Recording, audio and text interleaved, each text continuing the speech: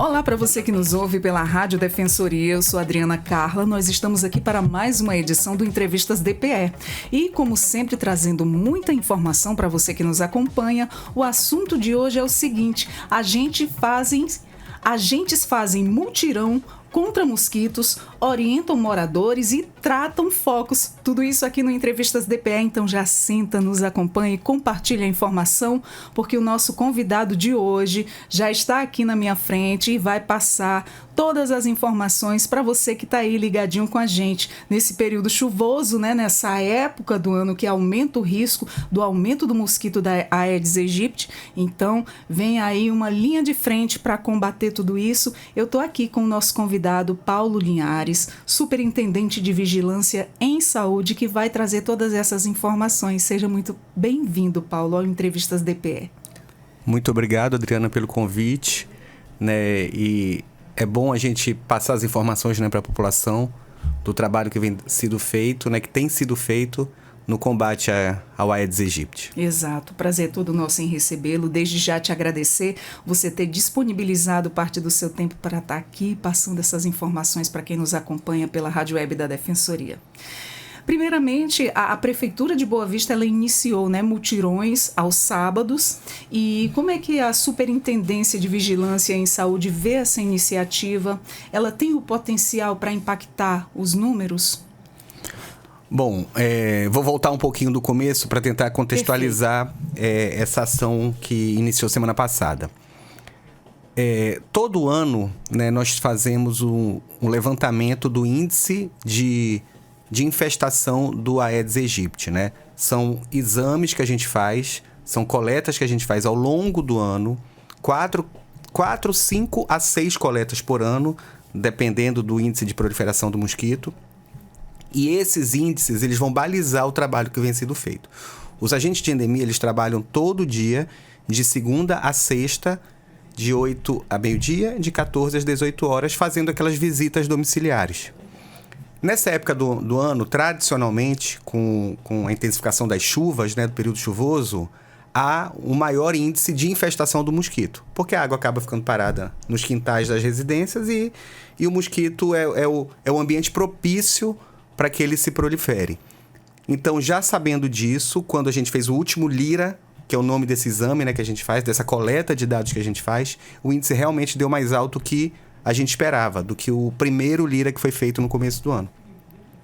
Então, tomamos essa decisão de fazer uma campanha de conscientização e de busca ativa dos focos de proliferação, porque no levantamento que foi feito, a gente constatou que o maior índice de proliferação do mosquito é dentro das residências, né? Então, acontece que durante a semana, muitas vezes, o agente de endemia vai na casa da pessoa e a pessoa, naturalmente, está trabalhando, então ele não consegue acesso, então não consegue verificar a possibilidade de ter algum foco de infecção, algum foco da proliferação do mosquito. Então, a gente decidiu que fosse feito aos sábados, para que a gente encontrasse as pessoas nas suas casas e assim conseguisse eliminar os focos. Só para você ter uma ideia, o primeiro bairro escolhido foi o bairro Cidade Satélite. Né? Nós fizemos quase 3.000 visitas domiciliares e eliminamos 700 focos de mosquito da dengue em 3.000 unidades. Das 3.000 unidades, nós não conseguimos entrar em todas, porque aproximadamente 800 não encontramos morador. Então, das 2.200 unidades visitadas, nós encontramos 700 focos de dengue. Nossa, já é um grande avanço, né? Sim. Ter encontrado essas pessoas em casa e ter conseguido combater pelo menos essa parte aí já é assim uma diferença, já faz uma diferença muito grande, né? E às vezes aquela questão que a gente sempre está batendo na mesma tecla, não adianta eu cuidar do meu quintal se o vizinho não cuida do dele. A gente sabe que armazena água em qualquer lugar. Você pode estar ali com o teu quintal limpo, armazena água até numa folhinha. Exatamente. Então aquilo ali pode gerar um foco. Um outro lugar que muitas vezes as pessoas esquecem de ver, né, e é natural, porque ninguém é obrigado a ter todo conhecimento, mas nas residências que tem aquelas fossas sépticas, né? Sim. Às vezes, por algum motivo, a fossa está rachada. Naquele pequeno lugar, o mosquito pode entrar na fossa e ali, mesmo fechada a fossa, mas se tiver alguma rachadura, ele consegue se proliferar. Então, Então a gente pede que, além da população que receba o agente comunitário de endemia, também, quando chover, né, depois da chuva, fazer uma ronda de 10 minutos no seu quintal, nas áreas que possivelmente possam ter acumulado água parada, para que a gente possa eliminar, virar e não deixar a possibilidade de ter água parada. Exato. A maioria dessas fossas sépticas, elas têm um cano, né? Sim. Onde sai a saída de ar ali desses canos. E por ali pode entrar, né? É o tal do suspiro. O suspiro. Nem todo mundo tampa, né? Exatamente. Tem gente que tampa, tem gente que coloca ali um plástico. Um plástico, uma coisa ali vedando, mas mesmo assim tem gente que não tampa. Pode rachar, como acontece, as laterais. Isso. E ali é outro onde pode dar o foco também. Muito perigoso. Além dos mutirões, quais são as outras estratégias que estão sendo aí desenvolvidas, né, pelo município para conter o avanço do Aedes aegypti? Bom, vale ressaltar que o mutirão a gente tem algumas instituições parceiras, né? O mutirão a gente usa os agentes de endemia, que são em número de 160 da prefeitura. A gente usa os agentes comunitários de saúde, que são aproximadamente 500, que são da prefeitura também, mas eles não compõem a equipe de combate ao mosquito. Eles compõem a equipe de estratégia de saúde da família. É um outro trabalho da prefeitura, né? Aquele trabalho de visita domiciliar, de levar o remédio em casa para os doentes crônicos, de compor a equipe de saúde da família. Então, aqueles que se interessarem, os agentes comunitários de saúde, para fazer esse mutirão, eles estão convidados, fazem o mutirão com a gente. E as Forças Armadas também têm sido uma instituição parceira, os bombeiros militares também. Então, a gente tem a agradecer, né, essa força-tarefa feita pelas instituições para a gente combater o Aedes. Bom, como você perguntou, além desse trabalho que tem sido feito desde o sábado passado, nos próximos 5 sábados, né, serão 5 no total, né, 1 mais 4, a gente tem o trabalho diário dos agentes de endemia, né? Quartas e sextas, eles se reúnem e vão para os bairros que têm no nosso levantamento maior índice de proliferação. Então, eles se juntam e vão visitar essas casas que estão possivelmente com maior possibilidade de ter a proliferação do mosquito. Às segundas, terças e quintas, eles fazem o trabalho nos seus territórios, né? Há um mapeamento feito pela gente, feito pela Prefeitura de Boa Vista, pela Secretaria de Saúde, e aí eles fazem o trabalho de visita domiciliar mesmo. Batem na porta da pessoa, pedem licença e pedem para dar uma olhada, né, no quintal e onde possa vir a ter água parada. Com certeza. Paulo, uma queixa recorrente dos agentes é a dificuldade de acesso aí às casas. Como é que a população pode colaborar mais efetivamente nesse enfrentamento? Realmente há esse óbice em algumas residências que por um outro motivo não permitem que os agentes comunitários de endemia entrem e façam a sua pesquisa. Na verdade, o que a gente pede? Que a população entenda que quando a gente vive em sociedade, né, a sua boa vontade de receber uma pessoa dessa, ela não vai estar fazendo bem só para você.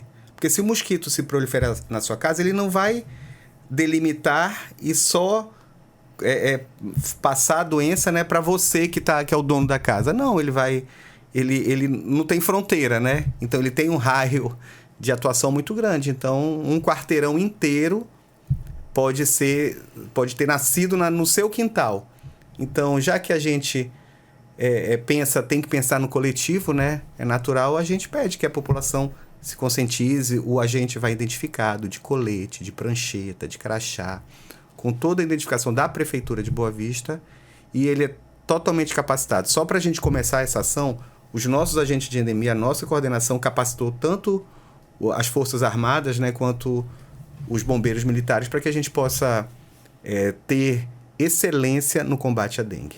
Por isso é importante sempre estar falando, você aí, receba os agentes de saúde, porque é um bem maior para a sua família, para você, para quem está em volta, e não correr esse tipo de risco, porque também pode evoluir para a morte, né, em muitos casos. Nós esse ano não, mas a gente já teve caso de óbito, né? A dengue, quando evolui para dengue hemorrágica, é de difícil tratamento. É uma doença que ela tem uma morbidade muito grande, um absenteísmo do trabalho muito grande, né? A pessoa fica totalmente prostrada, com dor nas articulações, com febre, com sintomas de náusea, de vômito. Então, no mínimo, a pessoa, na melhor das hipóteses, quando a pessoa tem dengue, ela fica uma semana sem trabalhar, no mínimo, né? Então, e a gente mora num estado que ele tem uma característica peculiar de ter facilidade de proliferação do mosquito, né? A gente tem um clima, é um calor úmido, né? A gente tem um clima quente, tropical, que é o clima propício. E o Aedes, ele não transmite só a dengue. Ele transmite a chikungunya, a zika, a febre amarela. O vetor da febre amarela é o Aedes também. Então, o Aedes é um problema mesmo. Muito grande. Nas regiões de clima tropical. Exatamente. Então, vamos ligar aí o alerta, porque agora está o período de chuva, período que acumula água, tanto no lixo como em tudo que você tem dentro do seu quintal, dentro do seu terreno aí, pode estar acumulando água. Pode ser o quintal mais limpo. Sempre tem alguma coisa que vai acumular. Até uma tampinha. Sim, até uma tampinha. Aquilo ali pode nascer, sim, um foco, tudo da água. É tanto que quando chove eu dou aquela vistoria no quintal, tem ali umas coisinhas acumuladas, vou lá, tiro, nossa, já fico logo. Meu Deus, isso pode dar dengue. E aí a gente tem muito medo pelos filhos, pela família, a gente não quer que isso ocorra. Eu já peguei dengue. Horrível. De uma forma mais branda, mas é horrível, a sensação é horrível. E a gente tem muito medo dessa que evolui aí para piora.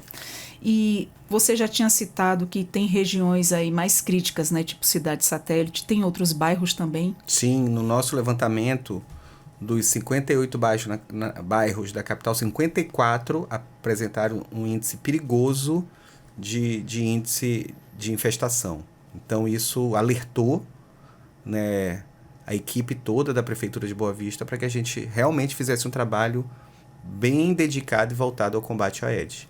Vale ressaltar, né, a gente estava falando da limpeza do quintal, do terreno, da gente também não jogar o lixo que a gente encontra em nossa posse no terreno baldio, né? No terreno que a gente está, porque lá acaba que às vezes ninguém limpa, né? Ou demora muito, né? O proprietário do terreno, às vezes demora muito para limpar aquele terreno que está vazio, aquele terreno que está baldio. Então, lá também tem um grande foco de infestação do mosquito da dengue, os terrenos baldios. Então, lembrar de colocar o lixo no lixo. Realmente, inclusive, próximo à minha casa, né? Todo mundo tem cuidado ali com o seu quintal, mas chega pessoas de outros bairros, são um terreno baldio, se não salvo engano, um é particular, o outro é da prefeitura. As pessoas vêm ali e jogam todo tipo de lixo, entulho ali, e fica difícil, né? Enquanto às vezes você toma cuidado ali com o seu quintal, você tem cuidado aos arredores ali, mas chega o pessoal, joga lixo ali.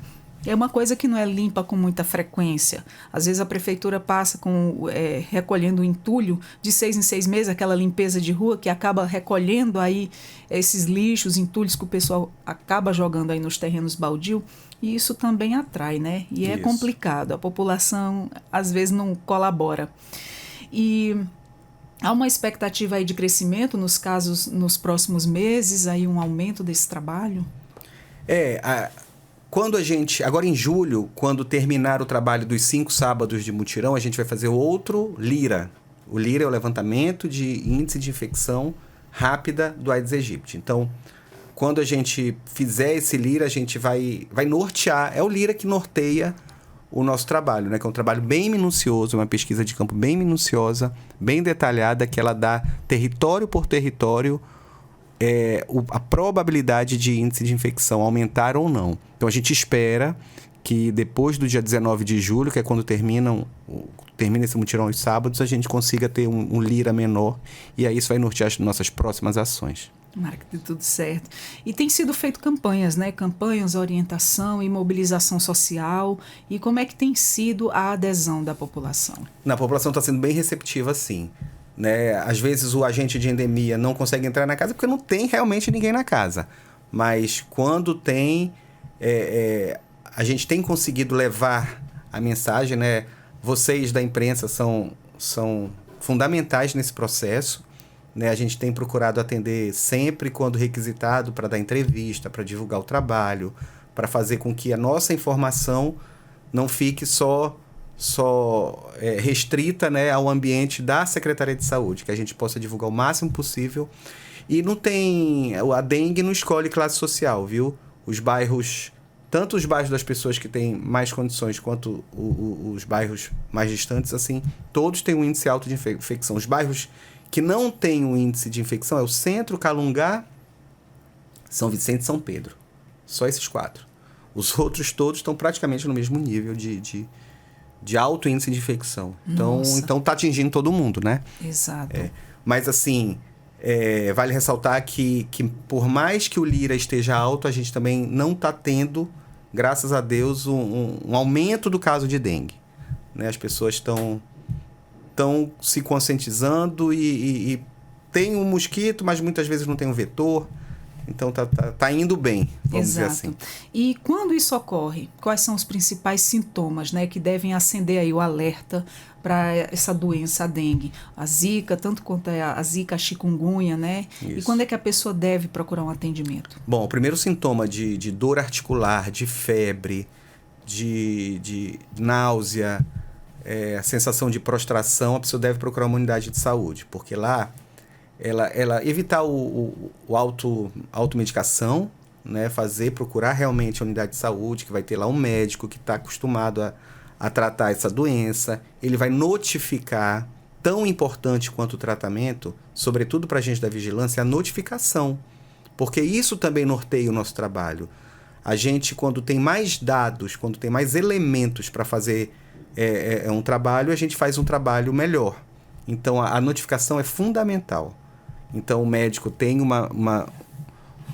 um questionário próprio que ele preenche, dá o diagnóstico, manda para a Secretaria de Saúde e a gente compila no nosso sistema para tomar as devidas providências em relação ao aumento ou não dos casos de dengue, chikungunya e zika.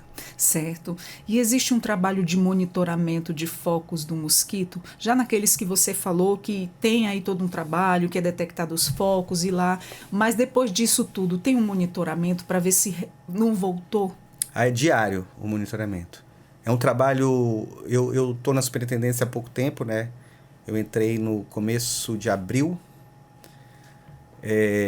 no meio de abril, na verdade, e eu fiquei encantado com o trabalho feito pela equipe de inteligência, chama CIEVES. É diário, final de semana, feriado, a gente tem tudo monitorado para justamente nortear o nosso trabalho. A vigilância, mal comparando, é como se fosse a polícia civil no equipamento de segurança pública. Porque ela faz com que... Ela não é a polícia militar que é ostensiva. A ostensiva é a atenção básica, é o hospital que vai lá e trata o doente. A vigilância faz as ações de inteligência para fazer com que chegue menos doente lá na porta da atenção básica, lá na porta da atenção especializada, que é o hospital. Né? É um trabalho de prevenção, de informação. Eu posso dar um recado, inclusive? Pode, deve. A gente começou hoje, dia 17 de junho, uma campanha do Dia S do sarampo, né? O sarampo é uma doença que ela está eliminada no município de Boa Vista desde 2021. A gente não tem um caso de sarampo, mas ela não está erradicada. Então, o que quer dizer isso? Que como nós somos um estado fronteiriço, e aqui, tanto na Guiana quanto na Venezuela, a gente tem muitos casos de sarampo, é provável, o índice de transmissibilidade do sarampo é gigante, é um contato pessoal, não existe um vetor que faça com que diminua. Então, a gente pede para as pessoas comparecerem às unidades de saúde para se vacinar contra o sarampo. Os dias S, não é o dia D, é o dia S do sarampo, é hoje e amanhã, mas a vacina está disponível durante todo o tempo para toda a população em todas as unidades básicas. Estão completamente abastecidas para a gente se vacinar contra o sarampo. E, na verdade, você vacina contra o sarampo, mas também ganha de brinde a vacina da rubéola e da cachumba. Muito bom. Então, é importante que a população vá às unidades, porque vai que você vai ter um contato com alguém que está contaminado com sarampo, que estava em outro país, que estava em outra região, ou até em outro estado. Exatamente, né? E isso hoje está muito inserido, né, no nosso meio. Então, todo meio de prevenção, todo meio de prevenção é bem-vindo. E nessas questões, a vacina do sarampo, ela está pelaquela ordenzinha, primeiro as comorbidades, os idosos, ou quem chegar lá já tem acesso à ela tem um grupo que é preconizado pelo Ministério que deva se vacinar. Por exemplo, idosos a partir dos 59 anos não é preconizado, Mas, assim, em regra, todas as pessoas em idade vacinal estão propícias a serem vacinadas contra o sarampo. Maravilha. Paulo, qual é a orientação da superintendência, né, para quem identifica focos do mosquito e em locais públicos ou terrenos baldios? Qual número pode estar aí recorrendo? Bom, a gente tem o trabalho do 156 da Prefeitura, né? Que ele entra em contato direto com a gente, da ouvidoria da Prefeitura, que realmente é bem responsiva e rápida, e pode fazer qualquer denúncia lá, né? Qualquer crítica, qualquer elogio. Isso tudo chega na superintendência, chega no secretário, chega no prefeito, e a gente está disposto, né, a receber, né, os conselhos, as críticas e os elogios e sempre com disposição de melhorar o trabalho. Maravilha.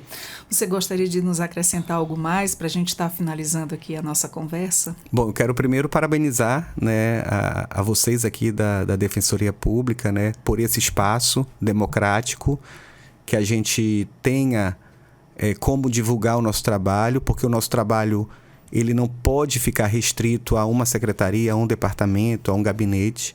É um trabalho de saúde pública, coletiva, e isso faz com que a mensagem certa, né, e assertiva chegue em toda a população. Exatamente. Então vocês são agentes de saúde também, sem sombra de dúvida, e nos ajudam muito a fazer com que a mensagem chegue onde tem que chegar. Exatamente, a informação é tudo, né? Muitas vezes a gente passa despercebido na vida por muitas coisas, perde coisas pela falta de informação. Exato. Então esse espaço é para isso, para a gente estar transmitindo aí todo tipo de informação para quem nos acompanha. Isso é maravilhoso fazer parte disso.